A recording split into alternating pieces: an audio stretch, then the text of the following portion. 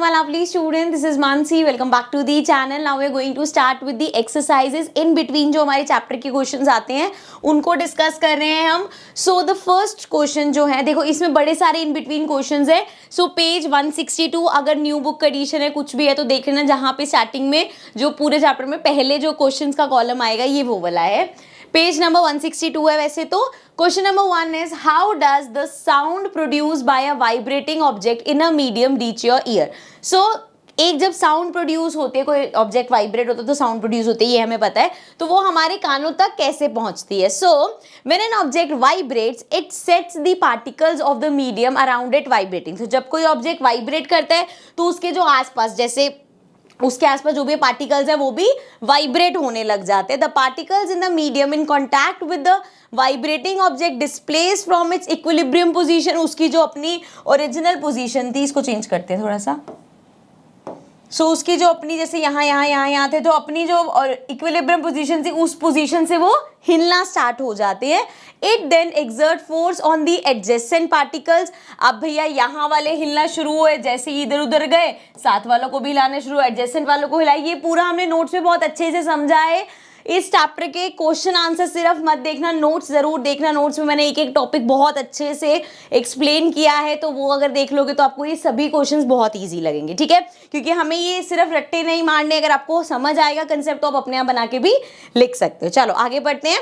Then it then exerts force on the adjacent particle. After displacing the adjacent particle, the first particle of medium comes back in its original position. अब भैया ये इसको साथ मिला के ये अपनी original position पे वापस आता है. This process continues in the medium till the sound reaches your ear.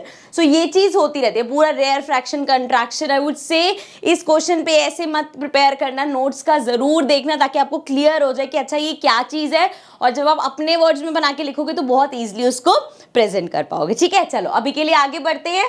Next है हमारा पेज 163 पे क्वेश्चन आ जाएगा. उसमें सिर्फ एक ही क्वेश्चन था हमारे पास. Explain how sound is produce by your school bell. देखो यहाँ पे क्वेश्चन है कि एक जो स्कूल बेल है उसमें साउंड कैसे प्रोड्यूस होती है. यहाँ पे अब दो कॉन्ट्राडिक्टिंग चीज हो सकती है. पहली, आजकल स्कूल्स में जो बेल होती है इलेक्ट्रिक बेल होती है, बट पहले टाइम में इस तरीके की बेल होती थी जिसमें हैमर से जो पियोन वगैरह होते थे वो आके हिट करते थे. ठीक है, तो हम इसके हिसाब से कंसेप्ट समझाते हैं.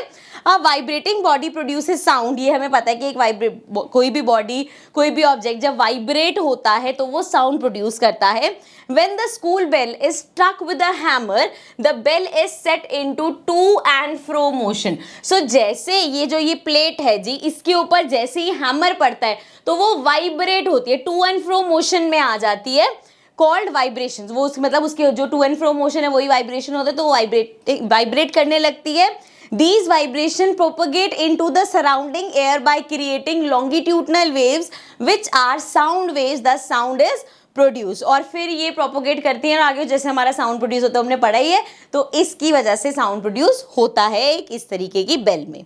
नेक्स्ट देखते हैं पेज 163 पे सेकंड, उसी वाले कॉलम में सेकंड क्वेश्चन है.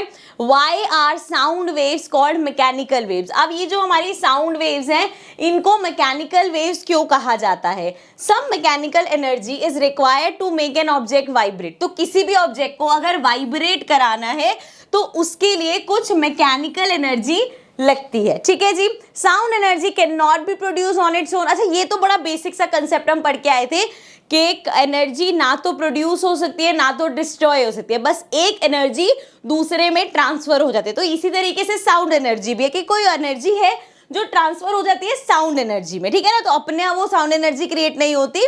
The mechanical energy of vibrating object travels through a medium and finally reaches the ear. Therefore, the sound waves are called mechanical wave. और वो मैकेनिकल एनर्जी का पार्ट है, इसलिए उसको मैकेनिकल वेव्स भी कहा जाता है. क्लियर? आगे बढ़ते हैं. Next question number again third है पेज 163 का, मतलब उसी कॉलम का थर्ड क्वेश्चन है.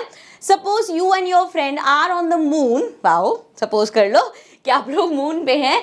Will you be able to hear any sound produce by your friend. अब आप दोनों फ्रेंड्स पहुंच गए हो मून पे, क्या वहां पे आप एक दूसरे से कम्युनिकेट कर पाओगे, या एक जना अगर कोई आवाज प्रोड्यूस करेगा तो वो दूसरे को सुनाई देगी.